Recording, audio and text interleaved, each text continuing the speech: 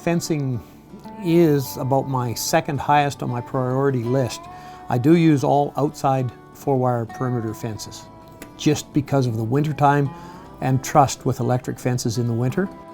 The boundary fencing is all 4-strand barb, but then we cross-fence that into a large number of fields with single-strand permanent electric. It's just a single-strand high tensile on either wood or fiberglass posts. We've got the fields down to in the region of 10 to 20 acres, and then we will cross-fence these in the summer or in the winter if we're winter feeding on them. We have the ability to cross-fence these into 1 or 2 acre blocks, which is what we normally graze at one time. And that's done with the step-in posts and temporary wire, which is the aircraft line that we use for that. It's very important to have, soft wire and hard wire so you have flexibility. You can take this up in the spring and, you don't want to be recycling nutrients on the same field year after year after year. So it's nice to be able to, spread this out and move to a different spot every year.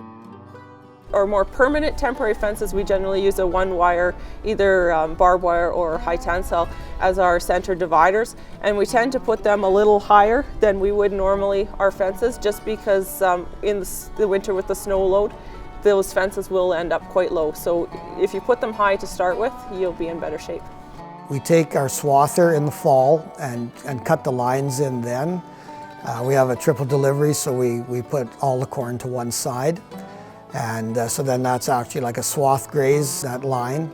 And then when we push the snow off in the winter, we can stay away from that swath and the cows can graze it. And we always put up 2 parcels, like the parcel are in and another one. So, we've had, where a deer runs through the fence and now the cows are out. But they'll only go into the next piece, because if they just go into the whole field, they're content and they will lick snow and do everything else, and you almost can't get them out. So we always put up 2 fences, and one is just a backup. Those posts are all put in, so every post is about an acre. We've figured out these cows need 1.5 acres.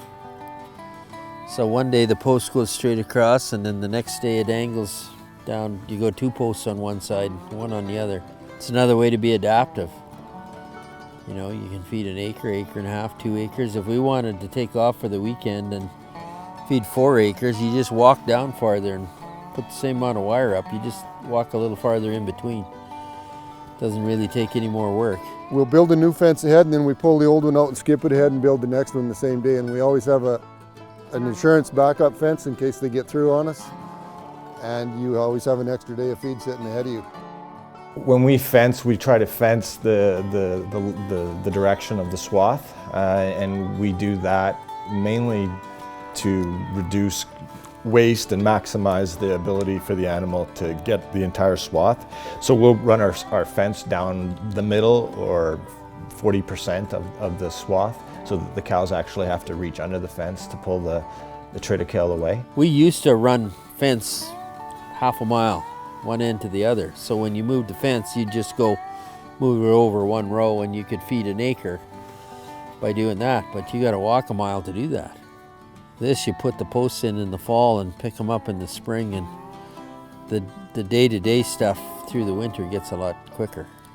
The other day I timed myself, and I was putting in, I call it my backup fence. Put in a row and took out a row so I could feed 50 head for 4 days in 25 minutes.